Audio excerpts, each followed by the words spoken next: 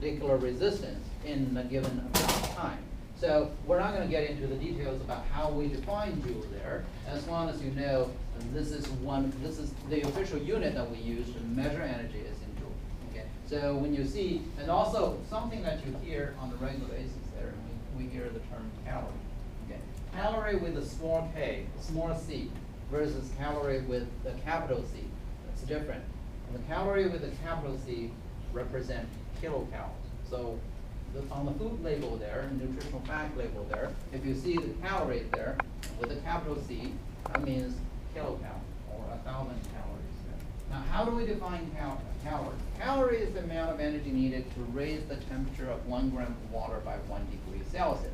So that's how we define energy. And how do we convert between calorie and joule? Okay, 1 calorie equals to 4.184 joules. Now, these conversion factors will be given to you. You don't have to remember them. So these are the basic units that we can use to measure the amount of energy.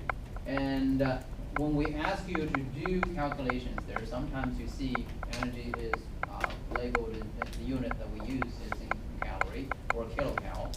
Yeah. Sometimes you see the energy is being used, the units for the energy used is joule or kilojoule. So those are the basic units. And remember, just like meters is what we use to measure the length of the substance, there's a standard unit there. Joule is the international standard that we use as a unit for the energy when we measure the energy there. And different forms of energy, just like different units there that we have. Pressure, millimeter mercury, psi, and that kind of thing. Okay, we can have different units represent the same quantity there, and the conversion factor there. 1 small k calorie, small c, 1 calorie equals to 4.184 joules. Okay, so talking about the energy transferred, the amount of energy transferred also has something to do with how much matter you have. So for that, we introduce the concept of enthalpy, measuring the enthalpy. In chemistry, when we define the enthalpy there, we define the amount of heat being transferred per mole of chemical. Okay, so that's how we define enthalpy there. It's an enthalpy H. We use the letter H to represent enthalpy. Enthalpy of a system is the sum of the internal energy of the system and the product of pressure times volume. If there's a change in pressure, if there's a change in volume there, then H, the enthalpy, equals to E plus P times V. Okay. Now, if you're dealing with gas matters there, then P times V, that's all. PV equals nRT. That has the matter. This is how thermodynamics connects the energy world to the matter world. Okay, so they are related to one another. Now, the enthalpy change for the reaction, we use delta, the Greek letter there, delta H. Delta H of a reaction is the heat evolved in the reaction at a constant pressure. So when you're talking about the enthalpy change there, you try to hold the pressure constant and how much heat is being transferred. And we measure that, we can determine the enthalpy change. So the term enthalpy has something to do with the amount of energy that is associated with a certain amount of chemical. Okay, so for the sign convention for the change of enthalpy there, we talked about exothermic reaction, endothermic reaction. So for the exothermic reaction, energy is being released into the surrounding. So delta H is negative. To the system is losing energy. Okay, that's by convention, we give the sign, negative sign to the exothermic process. Endothermic, accordingly, is positive. Energy is gained by the system from the surrounding. Okay, so delta H is going to be positive. So when you look at a particular chemical reaction, since we say enthalpy is a state function, how do we determine the enthalpy change for a particular reaction? Well, simple. Summarize all of the, sum up all of the energy, enthalpy for the product. And then you add up all the enthalpy from the reaction. Simply take the difference. Now the calculation involved in thermochemistry is actually much simpler than it appears. All you need to do is to add everything together on one side, add everything together on the other side, take the difference.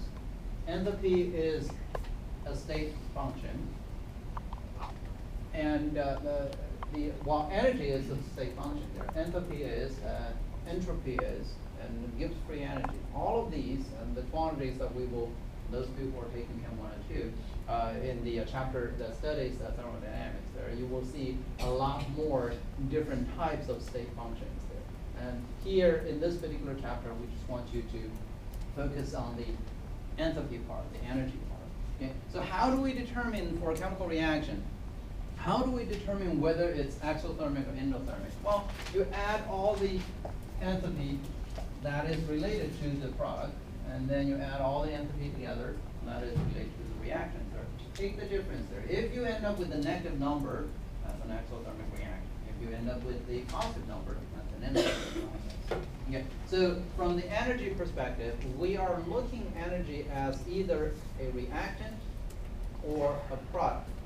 If it's a reactant, it's endothermic, meaning you have to supply that amount of energy in order for the reaction to happen. If it's a product, it's exothermic, which is when the reaction is finished. In addition to the matters that are formed, you also release a certain amount of energy. Okay, so that's something that we want you to keep in mind. How do we do calculation? Well, first of all, if you look at a particular chemical reaction, so in this case, carbon dioxide and water, and this is the process of photosynthesis. Okay? In green plants, and when the sun shines on the green plant there, this chemical reaction happens there. And the green plant can process carbon dioxide and water, generating glucose and oxygen gas. So oxygen gas is released there. So first of all, we want to ask the question, enthalpy, for the enthalpy involved in this particular chemical process there, is this an endothermic process or exothermic process?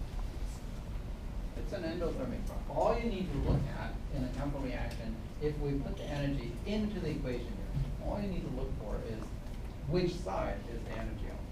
If the energy is on the left side, the reactant side, that's an endothermic process, meaning you have to supply that energy in order for this process to happen. Now, the energy in the requirement for the photosynthesis comes from the sun.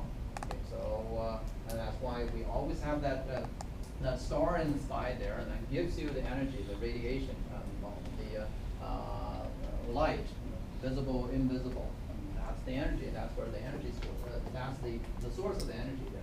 So this would be an endothermic process because the energy is on the left side of the equation.